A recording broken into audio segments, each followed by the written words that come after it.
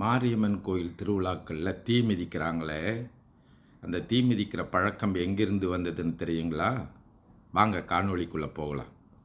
தென்னாடுடைய சிவனே போற்றி, எந்நாட்டவருக்கும் இறைவா போற்றி. அனைவருக்கும் வணக்கம். இந்த காணொளியில் தமிழர்களுடைய கிராமங்களில் நடக்கின்ற மாரியம்மன் திருவிழாக்களில் இந்த தீ மிதிப்பது என்கின்ற ஒரு வழக்கம் இருக்கின்றதே, அது எங்கிருந்து வந்தது என்பதை பற்றி தான் சிந்திக்க போகிறோம். உங்களுக்கெல்லாம் தெரியும், மகாபாரதம், ராமாயணம் என்று 2 இதிகாசங்கள் இருக்கின்றன. இவை வடமொழியில் தோன்றியவை, வடநாட்டில் தோன்றியவை. இது பிற்காலத்தில் தமிழருடைய பண்பாட்டில் புகுந்து பெரும் தாக்கத்தை ஏற்படுத்தி இன்றளவும் இருக்கின்றது அப்படின்னு உங்களுக்கு தெரியும். மகாபாரதத்தை வேதவியாசர் எழுதினார் அப்படின்னு உங்களுக்கு தெரியும். ராமாயணத்தை வால்மீகி புலவர் எழுதினார். பிறகு அதை கம்பர் தமிழில் எழுதினார், கம்பராமாயணம் என்பது உங்களுக்கு தெரியும். ஏன் இதெல்லாம் சொல்லிகிட்டு இருக்கீங்க அப்படின்னு நீங்கள் நினைக்கக்கூடும். இந்த தீ மிதித்தல் என்பது இந்த 2 இதிகாசங்களினுடைய அடிப்படையில் தான் தோன்றியிருக்கின்றது. இந்த மகாபாரதம் இருக்கின்றதே, அதில் உங்களுக்கு தெரியும், தலைவியாக திரௌபதியையும் தலைவர்களாக பஞ்ச பாண்டவர்களையும் சொல்வது உண்டு. இதான் மகாபாரதம். உங்களுக்கு தெரியும், பஞ்ச பாண்டவர்களுக்கும் கௌரவர்களுக்கும் போர் நடந்தது.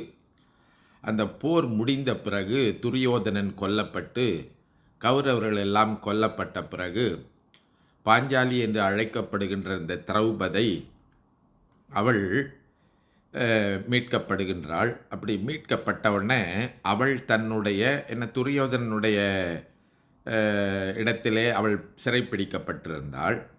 அவளுடைய தூய்மையை நிறுவுவதற்கு, அடுத்து அவளுடைய கணவன்மார்கள் மீது கொண்டிருந்த அன்பு திறத்தை நிறுவுவதற்கு அவள் தீ மிதித்ததாக இந்த நாட்டுப்புற மகாபாரத செய்திகளில் சொல்லப்பெற்றிருக்கின்றது. உண்மையான மகாபாரதத்தில் இந்த தீமிதித்தல், திரௌபதி தீமிதித்தல் என்கின்ற செய்தி இல்லை என்றாலும் அதை நாட்டுப்புற கலைகளாக கொண்டு வந்து மக்களிடத்தில் சேர்த்த போது, தமிழ்நாட்டிற்கு வந்தபோது, அங்கு தமிழ்நாட்டிற்குடைய அந்த வழக்கத்தில் திரௌபதி தீ மிதித்ததாக செய்தி கொண்டு வந்து சேர்க்கப்பட்டது. அந்த அடிப்படையில் தமிழ்நாட்டில் திரௌபதி அம்மன் கோயில்கள், அந்த மகாபாரதத்திலே வந்த அந்த திரௌபதி அல்லது பாஞ்சாலி, அவளுக்கு தமிழர்கள் கிராமங்களில் கோயில் எழுப்ப ஆரம்பித்தார்கள். இன்றும் கூட சென்னை, இன்னும் இது போன்ற இடங்களில் திரௌபதி அம்மன் கோயில் இருக்கின்றது என்று நம்ம பார்க்கலாம். மலேசியாவில் கூட திரௌபதி அம்மன் கோயில் இருக்கின்றது. அப்போது அந்த மகாபாரதத்தில் வந்த திரௌபதியை இங்கு இருக்கின்ற மாரியம்மனோடு தொடர்புபடுத்தி திரௌபதியும் மாரியம்மனும் ஒன்றுதான் என்று நாட்டார் வழக்கு வழிபாட்டில், கிராமத்து வழிபாட்டில் திரௌபதி அம்மனுக்கு, திரௌபதி அம்மனாக்கி திரௌபதி அம்மன் கோயிலை நம் முன்னோர்கள் கட்டி இருக்கின்றார்கள். அப்போ அந்த திரௌபதி அம்மன் கோயிலுக்கு விழா எடுக்கின்ற போது அவர்கள் இந்த நாட்டுப்புற கலைகளில் திரௌபதி அம்மன் தீ மிதித்ததாக சொல்லதை வைத்து அவர்களுடைய அன்பினையும் உறுதிப்பாட்டினையும் இறைவனிடத்தில் தெரிவிப்பதற்காக, உள்ள தூய்மையும் தெரிவிப்பதற்காக தீயில் இறங்குகின்ற ஒரு வழக்கத்தை அவர்கள் செய்தார்கள். அந்த அடிப்படையில் தான் திரௌபதி அம்மனுக்கு தீ மிதித்தல் என்பது பிறகு திரௌபதி அம்மனும் மாரியம்மனும் ஒன்றுதான் என்று சொல்லி மாரியம்மனுக்கும் தீ மிதித்தல் என்பது வந்து சேர்ந்தது. மற்ற ஒரு வகையில் நான் ராமாயணத்தில் இருந்து வந்தது என்று சொன்னேன். ராமாயணத்தில் உங்களுக்கு தெரியும், தலைவனாக ராமனை சொல்கின்றோம், தலைவியாக சீதை பிராட்டியை சொல்கின்றோம். அந்த ராவணனை கொன்ற பிறகு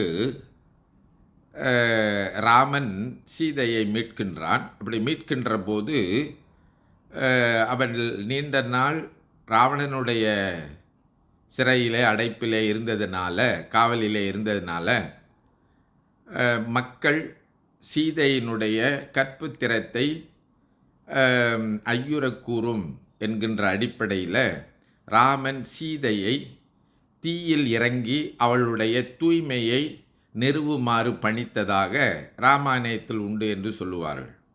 அந்த அடிப்படையில் சீதையாகப்பட்டவள் என்ன செய்கின்றால், ராமனுக்கு தெரியும் சீதை தூய்மையானவள் தான் என்பதில் மாற்று கருத்து இல்லை. ஒரு மக்களுடைய சிந்தனையில் அப்படி ஒரு ஐயம் ஏற்பட்டுவிடக்கூடாது என்பதற்காக சீதையை தீயில் இறங்கச் சொன்னான் என்பது சொல்லப்படுகின்றது, ராமாயணத்தில் சொல்லப்படுகின்றது. அப்படி தீயில் சீதை பிராட்டி இறங்கி மீண்டாள், அவளுடைய கற்புத்திறத்தையும் தூய்மையையும் கணவன் மீது இருக்கின்ற அந்த அன்பையும் வெளிப்படுத்தினாள் என்பதாக ராமாயணத்தில் வருகின்றது. இது ராமாயணத்திலே இடம்பெற்றிருக்கின்றது.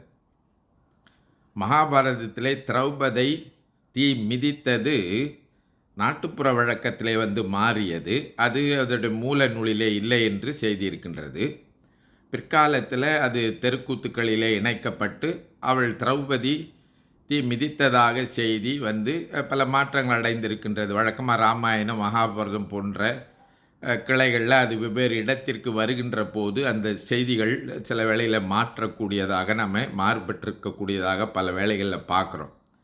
அதுபோன்று திரௌபதி தீ மிதித்ததாக அங்கு வந்தது கிராமத்து மக்கள் மத்தியிலே சேர்ந்தது.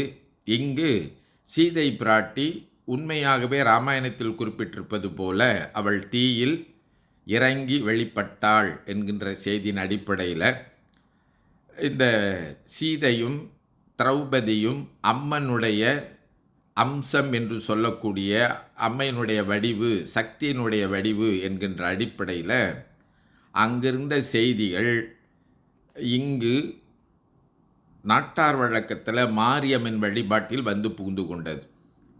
இந்த வகையில்தான் அம்மனுக்கு, மாரியம்மனுக்கு தீ மிதித்தல் என்கின்ற ஒன்று நடைபெற்று கொண்டிருக்கின்றது. அப்போ இந்த தீ மிதித்தல் என்பது நாட்டார் வழக்கு அடிப்படையில் செய்யப்படுவது. இது இந்த மகாபாரதம், ராமாயணம் என்கின்ற 2 இதிகாசங்களை அடிப்படையாக கொண்டு செய்யப்படுவது.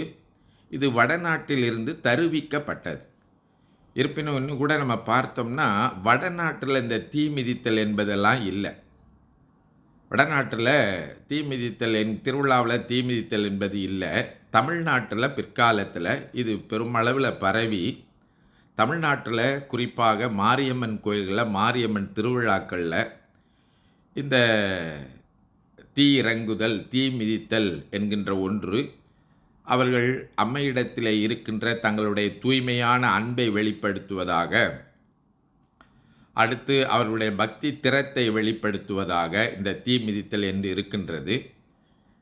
இன்றைக்கு கால சூழலை அறிந்து நாம் இன்றைக்கு மெய்யியல் கொள்கைகளையெல்லாம் நாம் படித்துட்டோம். அதாவது இந்த கிராமத்து வழிபாட்டிலிருந்து நாம் மெய்யியல் வழிபாட்டுக்கு திரும்பி கொண்டிருக்கின்றோம்.